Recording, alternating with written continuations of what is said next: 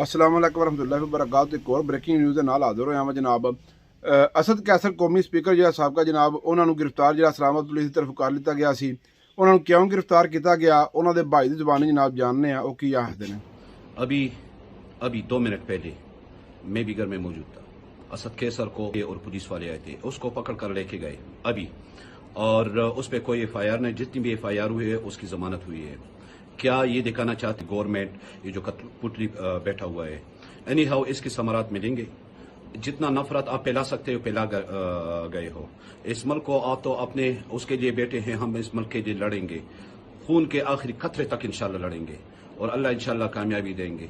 चलो, एक शुरुआत आपने की, हम तो बहुत सब्र किया कि इस मुल्क के लिए हम जो भी कर सकते हैं करेंगे और इस मुल्क के लिए हम हर हद तक जाएंगे। इस मुल्क को हमने बचाना है, तो अल्लाह इंशाल्लाह हमारा हामी नासर हो। सबको ये पैगाम है कि इकट्ठा होना है। ये जो इन्होंने शुरू किया है ये गलत कर रहे हैं, जिसकी जमानतें भी हुई है उसको भी पकड़ रहे हैं। मतलब कोई कानून वगैरह कोई नहीं है, एवरीथिंग इज डिस्ट्रॉयड। जिसकी ताकत है वही अपने बलबूते पे चलते हैं। Thank you. ये पैगाम है और सब ने जमा होना है। ठीक है, ओके, अल्लाह हाफिज़।